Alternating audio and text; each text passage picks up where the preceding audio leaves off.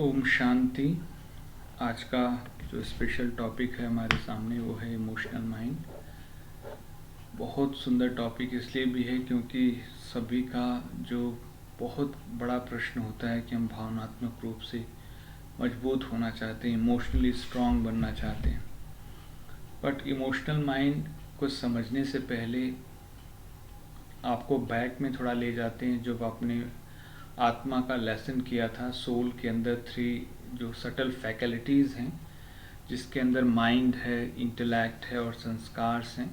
तो उसी माइंड के अंदर ही हम थोड़ा सा इसको और ज़्यादा टेक्निकल रूप से कह सकते हैं, थोड़ा इसको थोड़ा साइकोबायोलॉजिकल फॉर्म में या साइकोलॉजी के थ्रू इसको इमोशनल माइंड करके हम थोड़ा देखेंगे कि कैसे हम इमोशनली अपने आप को डिस्टर्ब कर लेते हैं या कैसे इससे हम बाहर निकल पाएंगे। इसके कुछ तरीके भी सीखेंगे साथ साथ। लेकिन हम इमोशनली स्ट्रांग बनने से पहले डायग्नोज करें कि इमोशंस डेवलप कैसे होते हैं हमारे अंदर और इसको ठीक कैसे किया जाए। तो 10 सेकेंड शिव बाबा की याद में बैठते हैं। निराकार परमात्मा शिव हम बच्चों का पिता है। हम उससे 1 second, 2 second, 3 second, 4 second connect हो रहे हैं और अपने आप को पावरफुल बना रहे हैं। हमारा इमोशनल माइंड, हम कितने स्ट्रांग हैं, इसके बारे में जानेंगे। तो सबसे पहले हम बढ़ते हैं संस्कार की तरफ। संस्कार को ही हम अनकॉन्शियस माइंड भी कहते हैं या सबकॉन्शियस माइंड कहते हैं। दुनिया में लोगों ने अनकॉन्शियस भी कहा, सबकॉन्शियस अनकॉन्शियस में इतना फ़र्क है कि अनकॉन्शियस माना बहुत जो डीप रूटेड है, जो बहुत अंदर तक चला गया है। तो आत्मा के जो 7 मौलिक गुण हैं, जो 7 कोर वैल्यूज़ हैं, वो संस्कार में समाहित हैं। जिसको हमने 4 संस्कार बताए थे, जिसमें जेनेटिक था, कैरी फॉरवर्ड था, एनवायरमेंटल था, विल पावर का संस्कार था। उसके अंदर हमारा ओरिजिनल संस्कार था, जिसको हम 7 कोर वैल्यूज़ कहते हैं, जिसके ऊपर ये चारों हैं। इन्हीं 7 कोर वैल्यूज़ से डिवाइन वैल्यूज़ निकलते हैं, जिसे हम सेकेंडरी कहते हैं। जैसे जब हम ओरिजिनल फॉर्म में होते हैं तो हम कंप्लीट होते हैं, लेकिन जैसे हम देवी देवता बनेंगे तो हम सेकेंडरी फॉर्म में आ जाएंगे। और यही सेकेंडरी क्वालिटी या दिव्य गुण जब संबंधों में प्रैक्टिकल होते हैं, जब हम एक दूसरे से मिलते हैं, एनर्जी एक्सचेंज करते हैं, तो इन्हें हम वैल्यूज़ कहते हैं। और ये हमारी टर्सरी क्वालिटी है, ये तीसरा गुण है। इसलिए देखो, तीनों क्वालिटी का एक लेवल। पहला जो 7 कोर क्वालिटीज़ थी, जिसमें हम इस समय स्टेज में हम प्रैक्टिस कर रहे हैं अपने आप को स्टेज में ले जाने की, और जब ये सतयुग में डिस्प्ले होंगे तो ये डिवाइन क्वालिटी हो जाएंगे। और जब ये फिर प्रैक्टिकल होंगे, जब हम इस समय जिसको हम वैल्यूज़ की बात कहते हैं, तो वैल्यूज़ हमारा थर्ड क्वालिटी है। अब उस वैल्यूज़ को हमको क्वालिटी में कन्वर्ट करना, उसको पावरफुल बनाना, ये बहुत ज़रूरी काम है। तो संस्कार की ये डेप्थ है कि हमारे 7 कोर क्वालिटीज़ में मूल क्वालिटी ये है, फंडामेंटल क्वालिटी ये है, कोर वैल्यूज़ ये है। लेकिन जब हम इसको धारण करते हैं सतयुग में, जब हम इसको सामने लाएंगे तो हमारी डिवाइन क्वालिटी हो जाएगी। और जब हम द्वापर के बाद इसको लेंगे तो इसको हम वैल्यूज़ के फॉर्म में प्रैक्टिकल करेंगे, जानेंगे, समझेंगे, लेकिन मजबूती नहीं रहेगी। एक जानकारी के आधार से हम व्यवहार कर लेंगे लोगों से, लेकिन अपने आप को बदल नहीं सकते। तो ये थोड़ा सा इसका बेसिक कॉन्सेप्ट हो गया। अब थोड़ा इसके और आगे बढ़ते हैं। इमोशनल माइंड को एक पानी के साथ जोड़ सकते हैं। इसको इमोशनल बॉडी भी कह दिया। इमोशनल बॉडी इसलिए कहा क्योंकि इसके अंदर बहुत एक, जैसे कह सकते हैं, ये बहुत बड़ा बैरियर है हमारे लिए, इसलिए बॉडी का नाम दे दिया। इस देह को पानी के साथ जोड़ सकते हैं। जैसे पानी कोई भी रुकावट आने पर सहज रास्ता बदल देता है, वैसे ही भावनात्मक देह भी पानी की तरह परिवर्तनशील है। जो इमोशनल माइंड है वो पानी की तरह क्या है, बदलाव करता है। जैसे पानी नाली में जमी हुई गंदगी को घुलाकर रास्ता बना लेता है, ठीक उसी तरह ये भी नेगेटिविटी या फियर को अच्छे संकल्पों से दूर कर सकता है। तो इमोशनल माइंड को ही दिल कहते हैं, इसी को हार्ट कहा गया। इसमें लॉजिक की कोई जगह नहीं होती। रिपीट इट अगेन कि इसमें लॉजिक की कोई जगह नहीं होती। क्यों जगह नहीं होती? क्योंकि ये इतना ज़्यादा अपने आप को इमोशनली किसी के साथ जोड़ता है, इसमें अगर लॉजिक की बात की जाए तो उसको अच्छा नहीं लगता। अब इसमें देखो, इमोशनल माइंड में sympathy, empathy and depth of emotion ज़्यादा होता है, बहुत ज़्यादा। इससे ऐसे भी कह सकते हैं कि प्यार व स्नेह की भावना इसका फाउंडेशन है। प्यार व स्नेह की भावना इसका फाउंडेशन है। अब देखो, जब हम इसकी बात कर रहे हैं तो एक हमारे बैक ऑफ द माइंड एक बात चलनी चाहिए कि सिर्फ आज हम इमोशन को आपके सामने रख रहे हैं, आपके सामने इमोशनल माइंड को रख रहे हैं कि कैसा होता है वो स्व के प्रति तथा अन्य के प्रति भी हम सभी प्यार से भरपूर होते हैं। इमोशनल माइंड माना कंप्लीट, उसके अंदर प्यार ही भरा है। जब स्वयं प्यार से भरपूर होते हैं तो आप फूल की तरह खिल जाते हैं, जबकि भय, दुख, क्रोध इत्यादि आपको मुरझा देते हैं, क्योंकि ये भी इमोशंस हैं। ये नेगेटिव हैं, वो बहुत ज़्यादा पॉजिटिव है। तो आज हमारे अंदर नेगेटिव इमोशन ज़्यादा हैं। इमोशन का मतलब एनर्जी इन अ मोशन। जब पॉजिटिव एनर्जी थी तो पॉजिटिविटी के साथ हम आगे बढ़े, अब नेगेटिव है उसमें नेगेटिविटी के साथ आगे बढ़ जाते हैं। जब पूरा इमोशनल होते हैं, प्यार करते हैं तो पूरा प्यार करते हैं, जब छोड़ देते हैं तो पूरी तरह से छोड़ देते हैं सबको। तो इमोशनल माइंड आपके अंदर जो प्यार दिल के गहराई में अनुभव होता है, आपको एक सिक्योरिटी की फीलिंग देता है। जब आपकी ज़रूरतें पूरी नहीं होती, ध्यान से सुनेंगे हम, इमोशनल माइंड जब पूरी तरह से हम प्यार से भरे हुए थे, कब? इन सतयुग त्रेता। अभी तक हमारे अंदर कमी है, जब आपकी ज़रूरतें पूरी नहीं होती तब आप बाहर से, चाहे व्यक्ति से चाहे परिस्थितियों से, इनकी फुलफिलमेंट करने का प्रयास करते हैं। का मतलब चाहे कोई पर्सन से आप अटैच्ड हो जाएंगे, या किसी ऑब्जेक्ट से अटैच्ड हो जाएंगे, या गैजेट से अटैच्ड हो जाएंगे, या फिर बाहरी चीज़ों से, जिससे भी आपको थोड़ा बहुत अपने पोजीशन से अटैच्ड होकर अपने आप को हील करते हैं।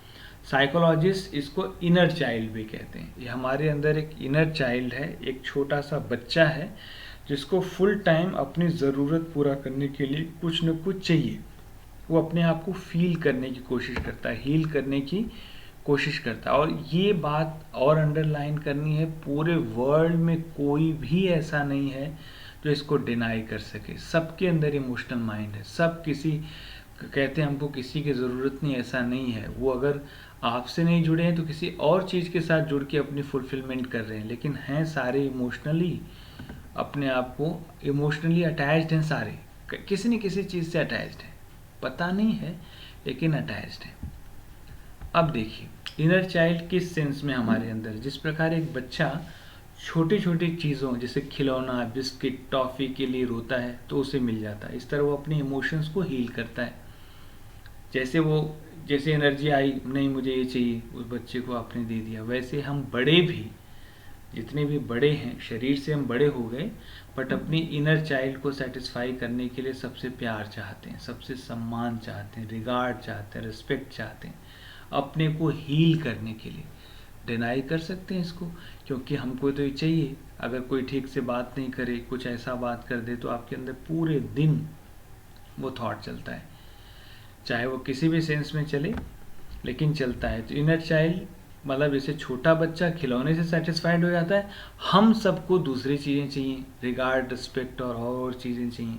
हमको पूछे कोई, हमसे बात करे कोई, हमको उससे हीलिंग होती है। सो दोनों के अंदर वो इनर चाइल्ड है। बड़े होने के बाद भी हमारे अंदर एक बच्चा है जो हील होना चाहता है स्पेशली। अब इनर चाइल्ड किस सेंस में हमारे अंदर, और इसकी थोड़ी डेप्थ, ये इनर चाइल्ड ये तय करता है या करती है कि आप हर परिस्थिति से या व्यक्ति से खुले दिल से मिलें, या गुड विशेष से मिलें, या फियर से मिलें, है, या फिर हेट्रेट से मिलें, या एंगर से मिले, या निराशा से मिले। का मतलब ये अपने आप डिसाइड करता है। किस बेस पर डिसाइड करता है? इसका मतलब अगर कोई व्यक्ति किसी बच्चे से वैसे मिलता है, माना डराता है, क्रोध करता है, या फिर बड़े प्यार से मिलता है, तो उस बच्चे में ये भावना शुरू में ही भर जाती है और पूरे जीवन सबके साथ ऐसा ही बिहेव करता है। ये बड़ी अंडरलाइन करने वाली बात है कि कोई बच्चा किसी को देखकर डर जाता है, किसी से उल्टा पुल्टा बिहेव करता है, तो उसको देखा तो नहीं है उसने, लेकिन जब भी वो बच्चा छोटा था, 1 साल 1.5 साल का था, तो उसके साथ उस बड़े व्यक्ति ने, जो आपके घर का कोई रिश्तेदार हो सकता है, कोई भी आसपास का आपका पड़ोसी हो सकता है, जिसने आकर के उसके साथ ऐसी बात की होगी या उसको आंख दिखाया है, डरा दिया है, तो बच्चा जैसे वो आपके उसके सामने जाएंगे तो आपको वैसे मिलेगा। किसी ने बड़ा प्यार किया है तो आप बड़े प्यार से मिलेगा। तो ये देखो, शुरू में हमने जैसे अब किसी को डील किया है, ये 1 से 5 साल का पीरियड जो शुरू का होता है, उस समय जो जिस तरह से हम बच्चे के साथ जुड़ते हैं, क्योंकि उस समय बच्चा सब कुछ ऑब्जर्व करके सीखता है और उस समय इमोशनल माइंड बहुत स्ट्रांग होता है। उसको जिस तरह से जो दे देंगे वो ले लेगा, माना लॉजिक नहीं लगाएगा। बस उन्होंने मुझे डांटा तो डांटा, क्यों डांटा, उन्होंने गुस्सा किया तो किया, उन्होंने नाराज़ हुए तो हुए, क्यों हुए, मुझे तो उनको नहीं डांटना चाहिए। उसको आप समझाते रहो लॉजिक दे के, वो नहीं समझ सकता। वही चीज़ बड़े होने के बाद भी मेरे साथ चलती रहती है, हमेशा चलती रहती है। तो इसको हील करना बहुत ज़रूरी है। अब इनर चाइल्ड को और थोड़ा डेप्थ में जाते हैं। अगर इमोशनल बॉडी या इनर चाइल्ड का इलाज ठीक से नहीं किया गया तो उसका प्रभाव हमारी फिजिकल बॉडी पर पड़ता है। बाद में उसी प्रभाव के कारण बच्चे को बहुत सारी बीमारी हो जाती है, क्योंकि इनर चाइल्ड के ऊपर इमोशनल इंजरीज बहुत हैं। इसलिए बहुत अलर्ट रहना है। किसी बच्चे को आप जैसी प्रोग्रामिंग शुरू में दे देंगे, वो बच्चा वैसा ही बन जाएगा। सो बहुत बहुत ध्यान देने वाली बात है कि जिस बच्चे को शुरू में जैसी प्रोग्रामिंग दी गई है राइट फ्रॉम द बिगनिंग, वो बच्चा बड़े होके वैसे ही सबके साथ रिएक्ट कर रहा है, चाहे मैं हूँ चाहे कोई और है। तो इसका विशेष ध्यान रखना है कि बच्चे के साथ मजाक में भी आंख दिखा के या गाली दे के या उल्टी पुल्टी बात करके या गुस्सा करके आपने बात की है, तो बड़ा होने के बाद आपके साथ ऐसा ही बिहेव करेगा। क्योंकि वो इनर चाइल्ड समझ नहीं पाता, वो क्योंकि प्यार और स्नेह से ही भरा होता है, उसकी वो नींव है, उसकी वो फाउंडेशन है। उसके अंदर अगर आपने गुस्सा और ये डाल दिया तो भी उसका फाउंडेशन बन जाएगा। तो जैसी प्रोग्रामिंग हमने शुरू में कर दी किसी की, बाद में वैसा बन जाता है। अब आपका भावनात्मक मन कैसे बनता है?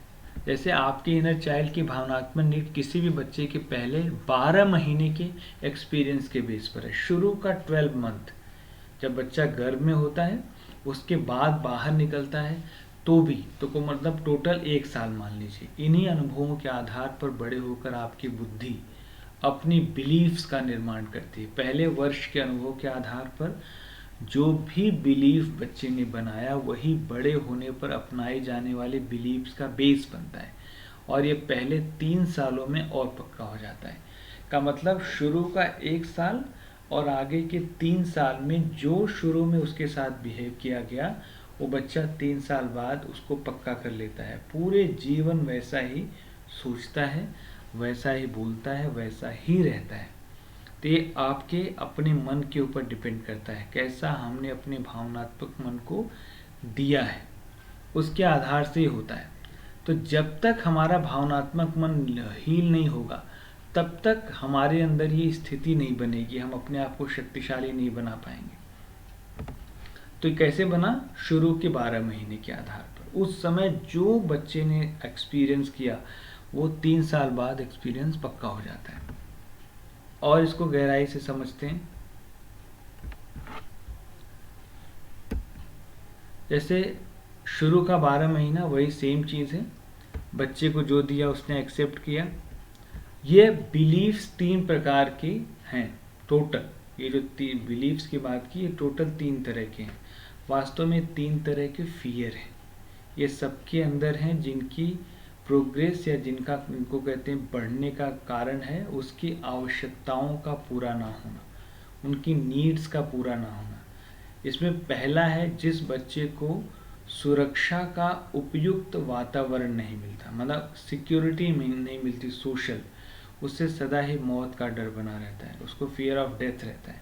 वो सदैव सोचता है मैं जिंदा रह पाऊंगा या मर जाऊंगा। बड़े होने के बाद ये रिएक्शन है। और जिस बच्चे को माता पिता या अन्य की प्यार की कमी महसूस होती है, इसे कहते हैं नोबडी लव्स मी, कोई मुझे प्यार नहीं करता। उस बच्चे में सदा ये फियर रहता है कि मेरे माता पिता मुझे छोड़कर कहीं चले तो नहीं जाएंगे, इनका प्यार मुझे कभी मिल पाएगा या नहीं मिल पाएगा। तीसरा है, जिस बच्चे को कभी अकेला नहीं छोड़ा जाता है, उस बच्चे को ऐसा महसूस होता है कि मेरे लिए अलग से कोई स्थान ही नहीं है। फियर ऑफ एग्जिस्टेंस इसको कहते हैं, कि मैं तो कहीं एग्जिस्ट ही नहीं करता, जब देखो मुझे पकड़े रहते हैं।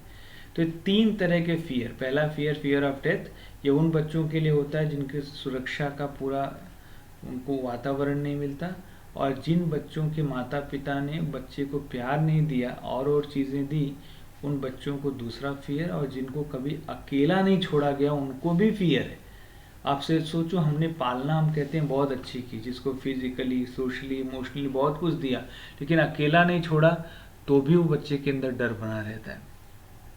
तो हम पालना तो कर रहे हैं लेकिन पूरी तरह से हम बच्चे को हील नहीं कर पा रहे। अब देखिए आगे, फियर ऑफ डेथ क्या है। जिस बच्चे को मृत्यु का डर है उसे अस्तित्व खोने का एहसास होता है। जैसे किसी को डर लगता है कि मैं मर गया, तो वे बच्चे वो होते हैं जिनको माँ बाप से शुरू में कोई सिक्योरिटी नहीं मिली, ऐसा कोई एनवायरनमेंट नहीं मिला, वो डर डर के रहे, वो थोड़ा भी मौत का डर बर्दाश्त नहीं कर सकते।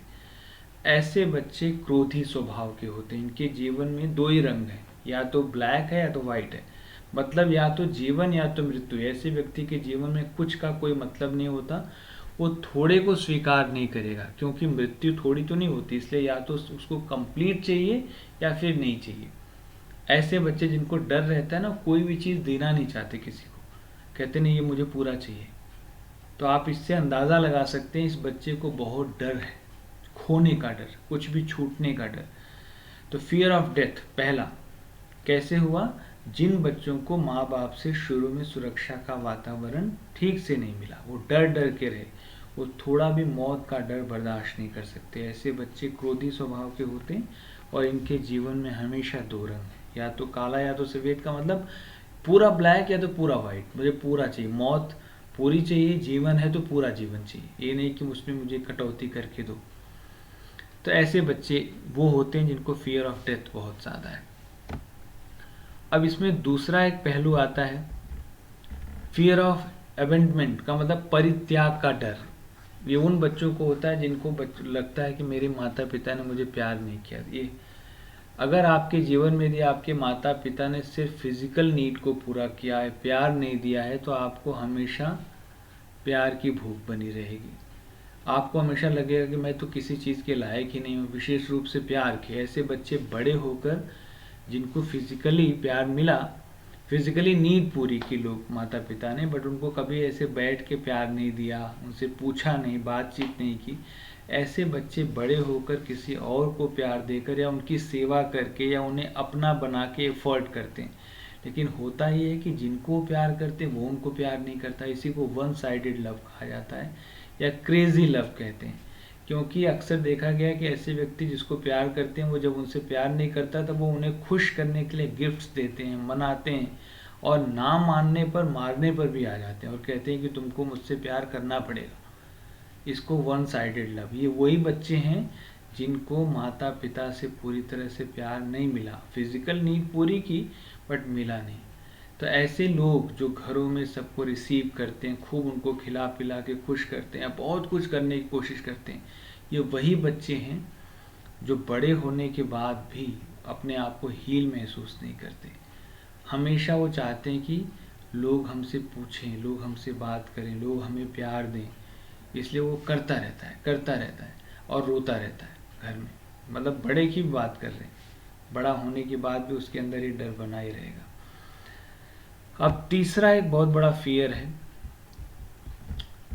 जिसको फियर ऑफ एग्जिस्टेंस कहते हैं, जिनको कभी अकेला नहीं छोड़ा जाता। उस बच्चे को ऐसा महसूस होता है कि मेरा कोई अलग से स्थान ही नहीं है। ऐसे बच्चों को शारीरिक स्तर से, मानसिक स्तर से और आत्मिक स्तर से भी वो घिरा हुआ है। उसे यह भय है कि मेरा स्वयं का कोई स्थान ही नहीं है, का मतलब फिजिकली पूरा की, मेंटली भी किया, सब कुछ किया, बट उसको एग्जिस्ट नहीं करने दिया। ये उन बच्चों में होता है जिन्हें किसी तरह का फ्रीडम ना मिला।